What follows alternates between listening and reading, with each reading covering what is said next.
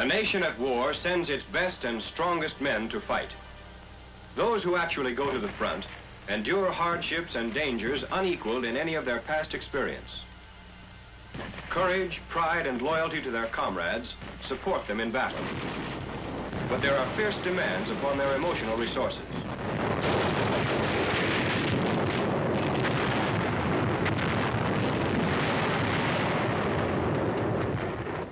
Day after day, they live in danger.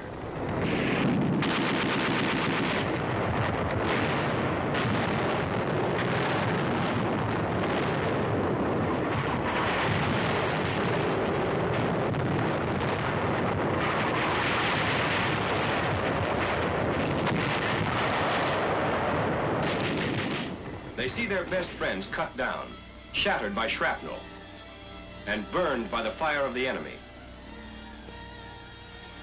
They see the grinding horror of mutilating death.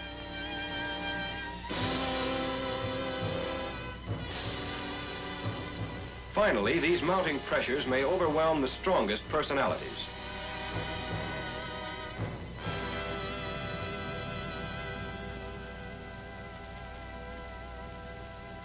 These men are the residue of the battle. For every 4 men wounded, 1 soldier will become a psychiatric casualty. Such men may be shaking or crying, but more often they are just very tired and dirty and depressed. A few words with them show that they are out of the fight, for a time at least. They are unnerved and have no initiative. They're not quitters, but are truly ill. A plan for treating these men was developed in the Mediterranean area. This plan involves treatment at 3 levels: division, army, and base. The psychiatric casualties filter back to the battalion aid stations. From there, they are taken by ambulance, together with the physically sick and the wounded, back to the division clearing station.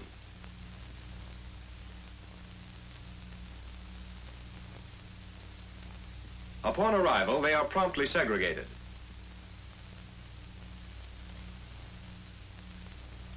We have learned that many of these men with neurotic reactions can recover quickly when the battle situation has been left behind temporarily. Fundamentally, we must depend for this recovery on the patient's own recuperative powers. But these powers can best be exercised away from a hospital atmosphere. Consequently, all so-called exhaustion cases are taken immediately to the nearby training and rehabilitation center. There they will see no wounded, only men who are actively participating in their own recovery. They see men being retrained for duty.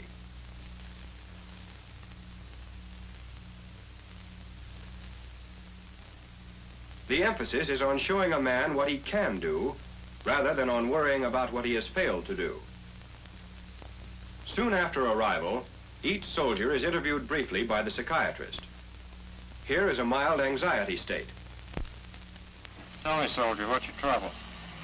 Well, sir, I was up on a line and, well, we got into a pretty heavy shelling and a couple of men got killed. So when that happened, I was in charge of the platoon and tried to straighten the men out. I got them straightened out. Another shell came in, lit right alongside of me, picked me up and threw me off a ways, broke my rifle. Well, when I came down, next thing I know, I was out on the forward slope. And the lieutenant had me down slapping me. I was crying. And I don't remember much between the time that the shell came in close to me and for the time the lieutenant got me back off the forward slope. But I was crying, and he took me back and had me tagged by the medics, sent back here.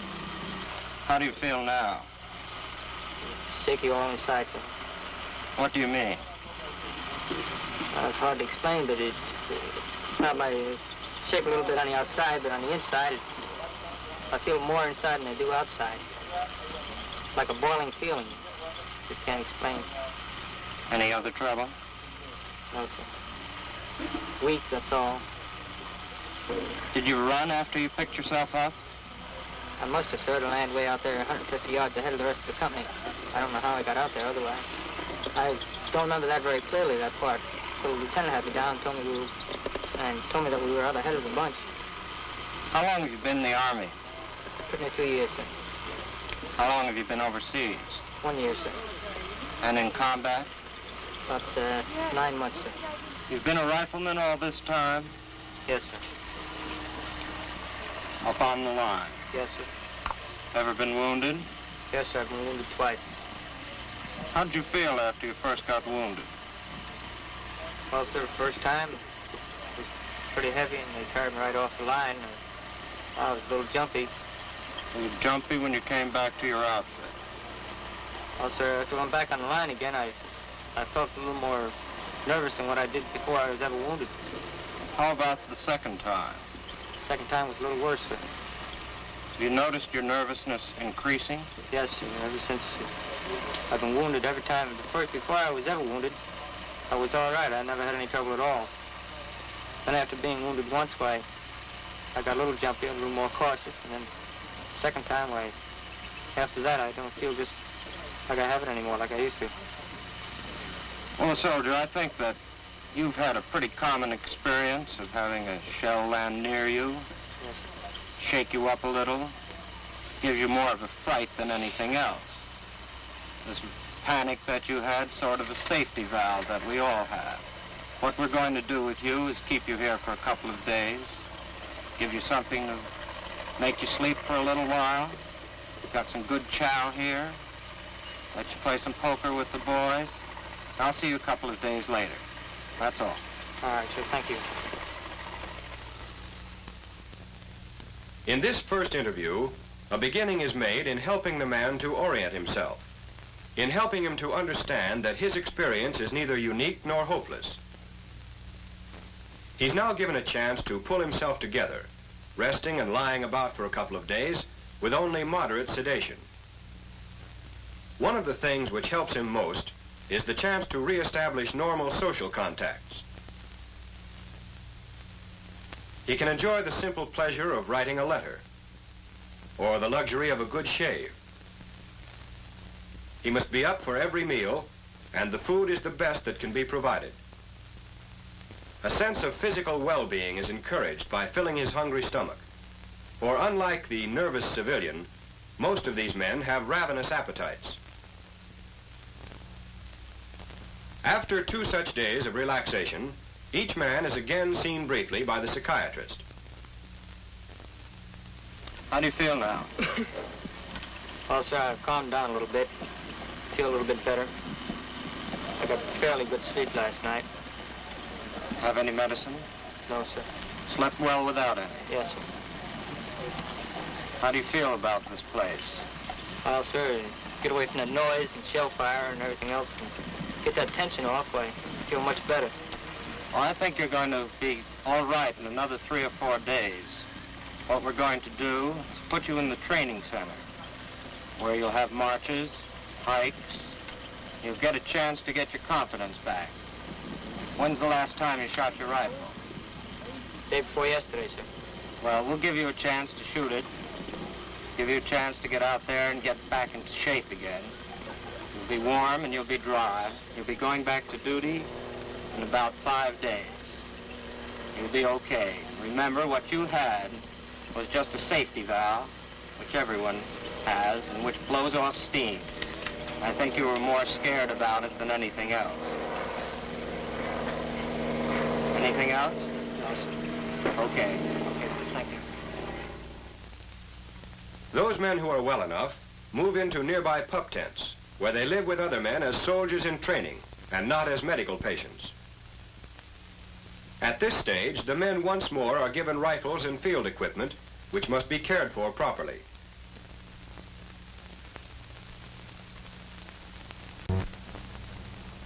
They are given exercises regularly to get them back in good physical condition. They begin to act and look and feel like combat soldiers once more as they go through hard daily battle training. The ruins of recent battlefields lend realism to reconditioning maneuvers. Intelligent leadership by battle-tested officers and non-coms contributes greatly to the recovery of these soldiers. Here is a situation in which they can prove to themselves how well and able they have again become. After 4 or 5 days of training, they are seen again by the psychiatrist. You've been here through the training period. You've had about 7 days away from the line. Yes, sir. How do you feel now? I feel good, sir. Ready to go back? Yes, sir. How'd you like the training? The training was all right, sir. I think it helped out quite a bit. How are your nerves? Steady. Feel that you're ready to go up there and do a job? Yes, sir. Okay, good luck to you, soldier. All right, thanks, sir. These men are again combat soldiers. Normally, 40 to 50% respond to the treatment which has been shown and return to full duty. Of these, 80% remain on combat duty, and a majority are rated by their officers as average or better than average soldiers. They go back to their fighting job as new men who know what they can expect of themselves. A lesser number, however, are more seriously ill and require a different handling. This man with a reactive depression is such a soldier. What's your trouble? I just can't stand seeing people killed, sir. I can't hear you. I can't stand seeing people killed. Did you see people killed? Lots of them. What? Lots of them. Where did this happen? In front. Well, what happened up there? They got the men on a forward slope, and the Germans start shelling them. They were trapped. Couldn't get out. What happened to you? I was lucky enough to get under a bridge. And the shelling quieted down. I just went crazy and I ran away. Well, how do you feel about that, leaving your buddies? Should be in a stockade. Just wanna go home. Well, how do you feel right now? I feel all right. Nothing wrong with me. You say you ran away? Yes. How do you feel about that? I didn't know what I was doing. What were you afraid of? Everything. What in particular?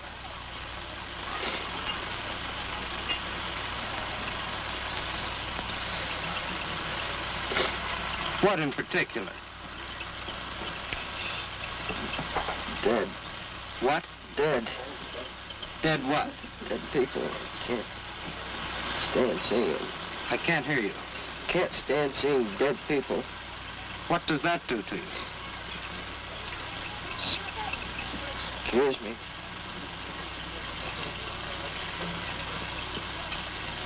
Well, dead people can't hurt you. I've been telling myself up for years. What? I've been telling myself up for years, but I can't stand looking at them.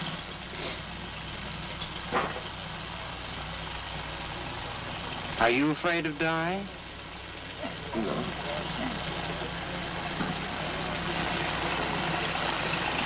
I'm afraid of dying. You afraid of getting hurt? No. Do you feel you have a job to do up there? Well, Bergeron, I think that you'll need a little more treatment. You're pretty jittery and jumpy now. What I'm going to do is send you back to another hospital where you can get more rest and more treatment. And you'll be okay. Just take a few days, get you rested up, and you'll feel a lot better. It is obvious that this man is too ill to respond quickly to treatment. He is retarded and self-accusatory. His present condition, together with his past history of neurotic fears, leaves little hope of a rapid recovery. Another group of seriously shaken men is composed of old veterans who have been excellent soldiers but have reached the limit of their endurance. Here we see a chronic anxiety state which has been labeled the old sergeant syndrome. Well, what brought this about? Well, shelling, I guess. Because I've been going with him for quite a long time now without any trouble. How long have you been in the Army? The Army? 34 months. How long have you been overseas? 29, 30 months. And were you through the African campaign? Yes, sir. Volturno crossings? Yes, sir. Anzio? Yes, sir. All up till here? Up to here. Ever been in the hospital? No, sir. Ever lost any combat time? No, sir. Well, that gives you about 320 days of combat then. Yes, sir. Well, what do you think's wrong with you? Sir, I feel gone about as far as I could go. Sergeant, do you think that you're sick? Well, I'm not sick, no. But just not good anymore. I feel that I've taken about enough. Well, what happens to you on the line? Sir? At night, I just can't stand the shell no more. The last time up here, I broke down. I have a section to lead. I'm just no good to them. What do you mean you broke down? Well, during the last shelling we took up here, had me crying all night. Just couldn't stand it. I didn't know just which way to turn or where I had to go. Well, do you think you could go back up there and do a job? No, I have my doubts. Suppose I gave you a direct order. Well, I guess nothing I could do about that. You'd go up? Go up. But you think you can't make it? Is that it? I'm quite sure of it. Well, could you do a job out of shell fire? I believe I could. How do you feel about leaving your outfit? Well, I feel bad about it. What? I'm not good to them. I can't lead them. I get them killed, get them wounded. Just not good. You think you could take a job in a quartermaster unit, for example? I believe so, sir. How do you feel right now, at this moment? Yes, I don't feel much. Feel better than if I was up there. Even the best man can stand only so much. In the old veteran, anxiety reactions become chronic and fixed. He gets to be emotionally labile in combat, loses drive and judgment, and may finally bring disaster to his section. Often he will hold on in the line until actually ordered out by his CO. He is sick and has lost his effectiveness in combat, though he recovers composure rapidly behind the lines. He too must be evacuated. Well, I'm going to send you back to a hospital now. Back there, you'll be able to be disposed of further. Thank you, sir. These men, and others too ill to be returned promptly to combat duty, are evacuated to a centralized NP clearing station located in the Army area. It is set up as close to the front line as the tactical situation permits. This small provisional hospital of 250 beds is never handicapped by the rush of surgical emergencies from battle. Unlike the evacuation hospitals, all its facilities are reserved for the care of psychiatric cases. Those cases who might easily become chronic neurotics if they are not treated promptly. Here they are assigned to ward tents, and as soon as possible they are interviewed by a psychiatrist.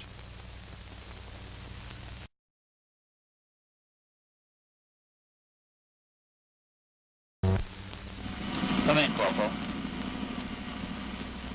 Here again is the depressed soldier who was interviewed at the T&R Center. Tell me something about your trouble, Corporal.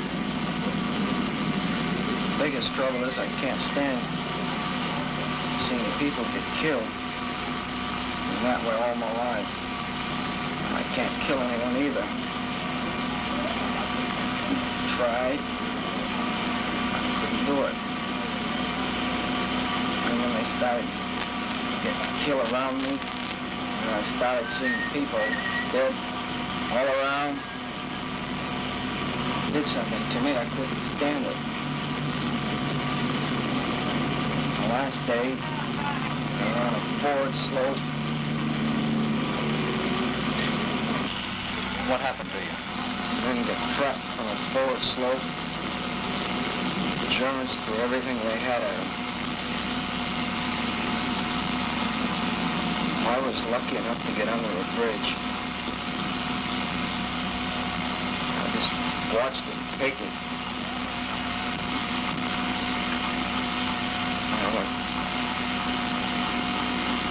I don't know what happened to me. I just started running back. How much combat had you had altogether, Corporal? 3 days, sir? About 3 days. Have you always been this way? Yes, sir. I could never see anyone die or anything like that. This soldier has improved considerably since his interview at the TNR Center yesterday. He is less retarded, more alert and responsive. His depression is lifting. Rest away from the battlefield, a chance to clean up, and some chance to discuss his problems have produced the usual improvement. And as a child, what sort of person were you? I guess I was just an average child, except having inferiority complex. Very bad. What do you mean by that, Corporal? When I was a child, I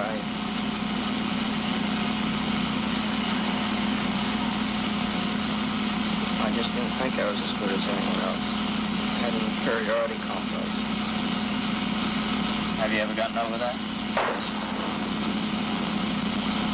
How do you account for that? Was there anybody or anything in your family life to make you feel that way?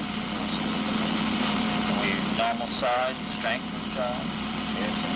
Did you have any trouble making friends? That was my trouble. I didn't seem to have personality when I was a child. I developed it later on.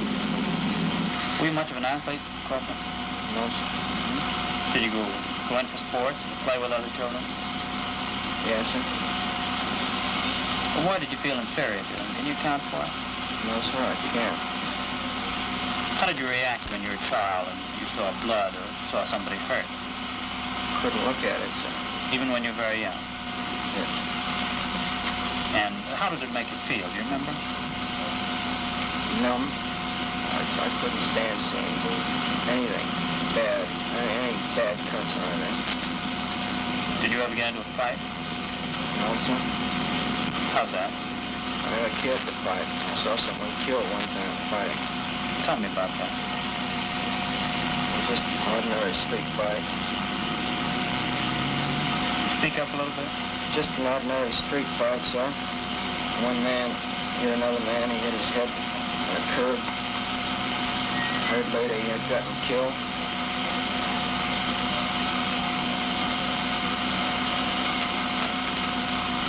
How did that make you feel? Made me feel like I shouldn't fight. How old were you then? About 16. What's your education been, Corporal? 1 year of high school, sir. Were you a good student? Average. What sort of work have you done? Salesman. What did you sell? Bakery products. Worked for the same people all the time? Well, sir, I also worked in a grocery store. Did you ever have any trouble holding a job? No, sir, I always had the best recommendations. Are you married? No, sir. Got a steady girl? Yes, sir, I was shipped out the day before I was supposed to get married. How did you feel about that? I didn't mind too much, so she'll always be there. What do you think is wrong with you, Corporal? I don't know, sir. Corporal, this is a reaction which is one which occurs very frequently in men in combat, and it's made you very uncomfortable, but it's not particularly serious, and you're going to get over it. It won't affect you in civilian life. We're going to keep you here for a few days. We're going to explain things a little better to you, and when you understand more about this, you're going to feel a good deal better, and you're going to be able to do your work a good deal better. Nothing's going to get worse, I promise you that, and there's nothing going to interfere with you in future life. Here at the Army NP clearing station, each patient who was evacuated from the division is re-interviewed. Here, as earlier, it is pointed out that his reaction is perfectly natural. It is emphasized that this reaction is temporary and that it should leave no permanent after effects to mar civilian adjustment. He is encouraged to start out on a course of normal, effective behavior instead of chronic neuroticism. Natural social contacts help these men to find themselves again. The pleasure of a hot shower adds to the feeling of a return to an ordered existence.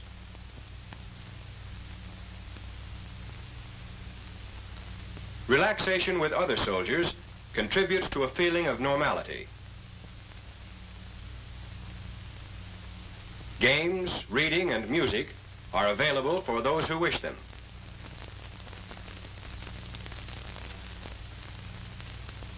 A substantial number of men who couldn't be returned from the division recover sufficiently here at the Army NP Center to be sent back to the front. However, the majority need further treatment and will not return to combat in the near future. For example, a few tense, uncertain patients cannot start on their road to recovery because the specific sources of their anxiety have been obscured in the depths of an hysterical amnesia. This patient is such a man. He recalls readily his anxiety during the first 3 days of an attack on the Gothic line until he was blown out of his foxhole. But he can't tell what happened from that time until he came to in an aid station. This man will be given an intravenous injection of a barbiturate, which will permit him to relive his combat experiences constructively.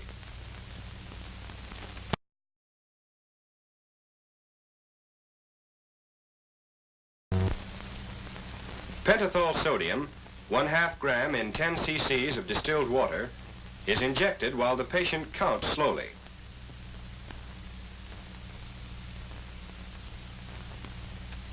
At the point where counting becomes confused, the patient will be adequately narcotized and highly suggestible.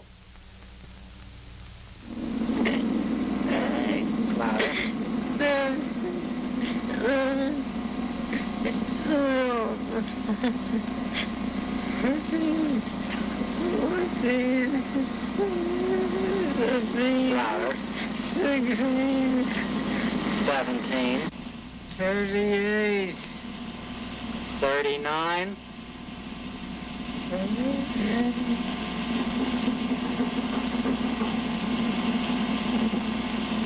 40. You're back on the battlefield now. What are you doing? What are you doing? What happens then? What happens then? You're in your hole. Watch out, those shells are coming. Watch out! Duck! What are you doing? You're in your hole now. What's happening? The shells is bursting all around. Yes, go on. The shells are coming in. Where are you? And I'm going out of my hole. And what happens then? I go in with my other buddy, but he's dead. What do you do then? I crawl inside of him. Until it gets too hot there, and I go into another hole. And what do you do then? We go up a little further to get together, and dig a hole and get blown out of that hole. And my head, is that for my head? One shot you give me for my head. Yes. What happened after you got blown out of the other hole? What happened then? We take a ridge. Lost a good many men in my company. We taking it. Yes. They says, comrades. Comrades, hell. They shoot your guns, your best buddies. You want to be comrades. Our comrades, we comraded them. When they got about 15 feet in front of us, they threw their weapons away. Comrade. Well, that didn't make a goddamn difference to us. We shoot them. I'd like to get my hands on that one jury prisoner back there, the AC back. Yeah, he must have got hit in the arm. And he asked for cigarettes. He asked the USO girl. Cigarettes. Cigarettes. I'll give it. She wouldn't give me none. I'd give him a cigarette. And he wanted to look at our knives. He looked at the knife and pulled out a shirt to him. He jumped back.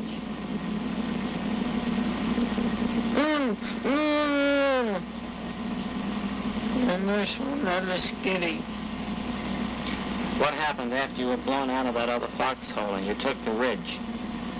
Remember, you're back there on the ridge now. You're back on the ridge. Watch those shells! Tom! Tom! Get me out of here, Tom! Is you Tom? Yes, I'm here.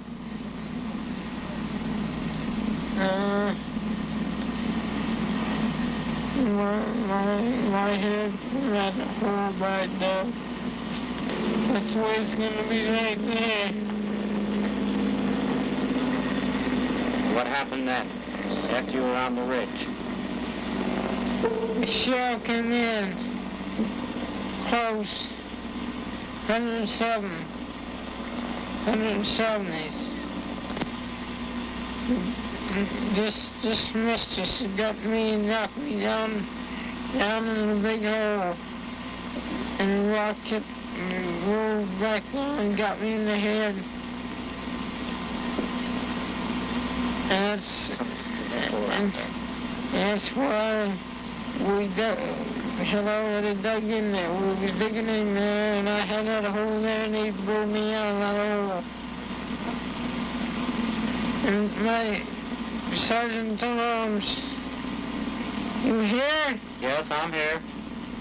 How are we making up there now? We're doing all right. All right. We're doing fine. How's Bill? Bill's all right. You sure? Yes.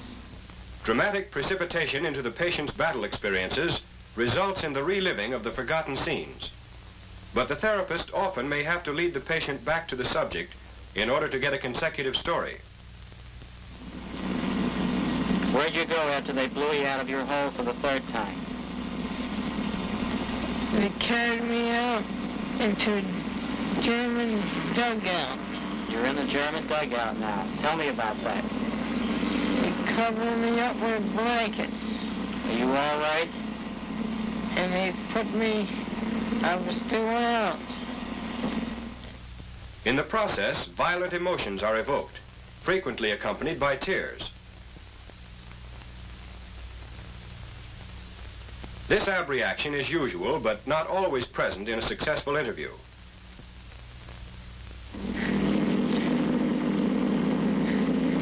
You're in the German dugout. You're in the German dugout. You're safe now. You're safe now. Where are they taking you from the dugout? Where are you going from the dugout? You're going down the trail. You're going down the trail. You're coming to the aid station. Battalion aid station. You're safe. We're all well. The shells are still coming in. The shell. Watch this one. You hear that one? I hear it. The big... You hear that barrage over there thrown in? I hear it. Well, let's get the hell out of here. All right, we're going out of here. We're going to the clearing company. Where? 601st Clearing Company.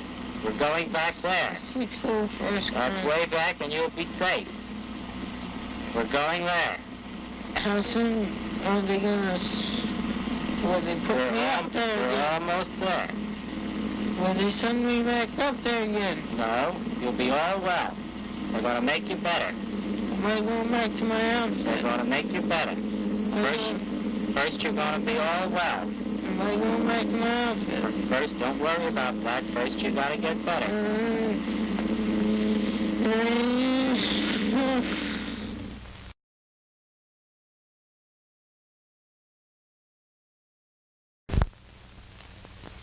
As the patient wakes up, he is forced to repeat the newly remembered experiences. This ensures that the memories will be available for later treatment.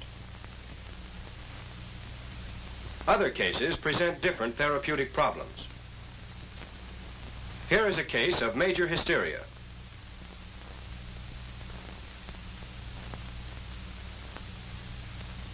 How long haven't you been feeling well?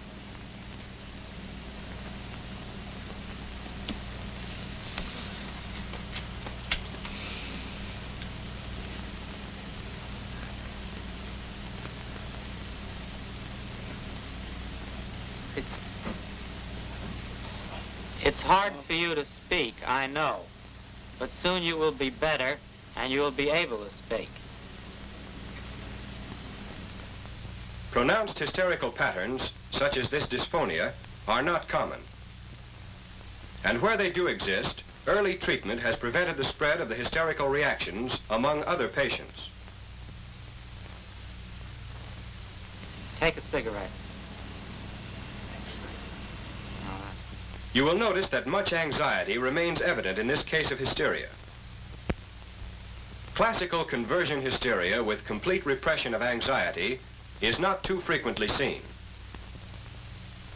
Even here, however, the symptom so dominates the man that it must be removed before progress in treatment of his anxiety is possible. Speech disorders in general are very resistant to therapy, and this particular case showed no change after 3 interviews with pentothal. It was finally necessary to resort to the older method of applying phoretic stimuli to his larynx and using strong suggestion. Only then did his voice begin to improve significantly, and only then could his basic problem be approached.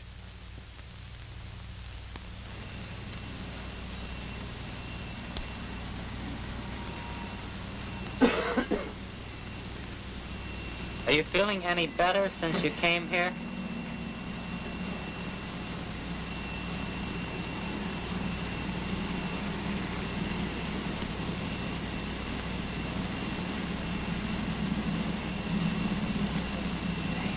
The same, I see. Do you feel frightened?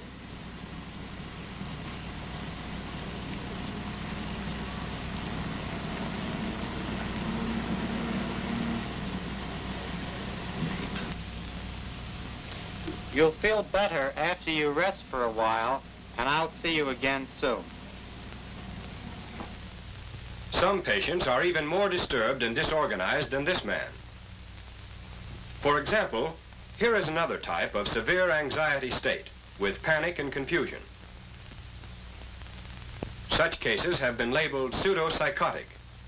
The term emphasizes the temporary nature of the completely disorganized state. This rifleman was evacuated from the front after his best friend had been disemboweled by a shell fragment.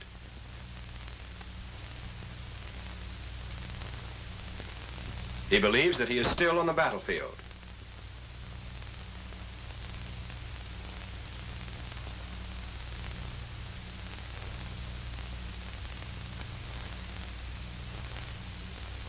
A noise in the background causes him to grovel on the floor in an effort to protect himself from imaginary shells.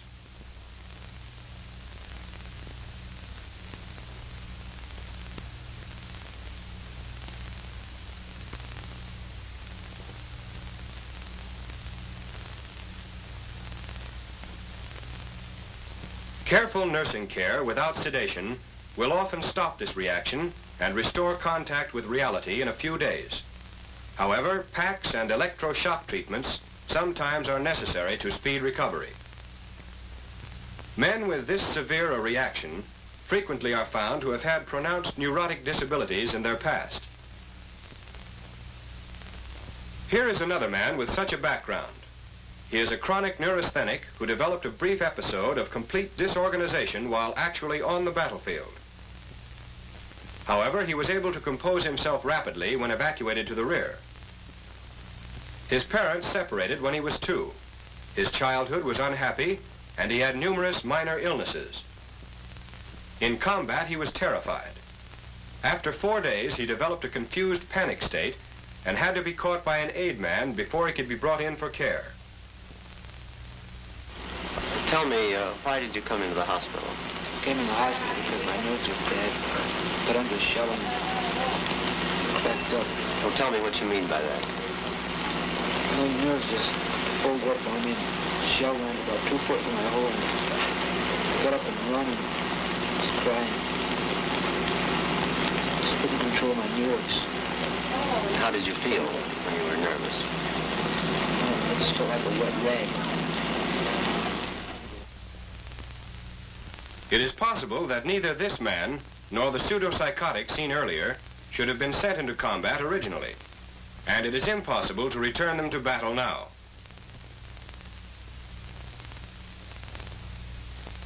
However, it must be remembered that good and able soldiers also lose their grip after long and hard combat. Again, we see a chronic anxiety state in another veteran sergeant who can no longer do his job in battle. He feels so guilty about this that he even refuses to wear his stripes. He has been overseas 18 months and has fought through the African and Italian campaigns. He was wounded once. Has anything happened during the past few weeks that's upset you particularly? Yes, sir. What was that? One of my friends was killed. How did you feel about that? Well, sir. Well, I could hardly stand it. Why? Well, he seemed to be the best friend I had while I was there. We'd always been together since he had joined the company. We're very close friends. Do you have any other friends left in the company or any men who were with you in Africa? No, sir. You're the last one. Yes, sir. How do you feel about going back to duty if you had to? Well, sir, if I had to, better than hate to, I guess I'd have to go. How do you feel about facing the men again? So I wouldn't go back to my company. Why not? I'd feel ashamed to go back to it. After leaving them once. You'd feel ashamed to face them. This sergeant is through in combat. Continued and acute battle fear, wounds, loss of friends, guilt feeling, and extreme fatigue finally overwhelm the strongest men. However, prompt psychiatric care makes further hospitalization unnecessary for many of them. These men on the road to recovery are sent to the Army Convalescent Hospital. Here they are promptly reclassified and sent to a replacement depot. At the depot, they are assigned to jobs in the rear area. They can do a useful job once again. They can go on fighting the war. And what's more important, in doing so, they regain their sense of personal value. There can be no more effective occupational therapy. Those who need further treatment are sent back to the base section NP hospital. Most of these men also can be sent finally to the replacement center for assignment to jobs in the rear area. Only a few are evacuated to the United States. Less than 10% of all psychiatric battle casualties continue to be so ill that they must be sent home as patients. Only 10%. That's only 1 man in 10 who is not able to continue in a useful job overseas. But the significant fact is that about half of the psychiatric battle casualties can be sent back to actual combat. This contrasts with the early days of the war in Africa. Then little or no psychiatric treatment was available ahead of the base section hospitals, from which only 2% could be returned to the fighting front. But now, early psychiatric treatment is saving thousands of men. Men who can continue the fight today, men who will be the healthy citizens of tomorrow.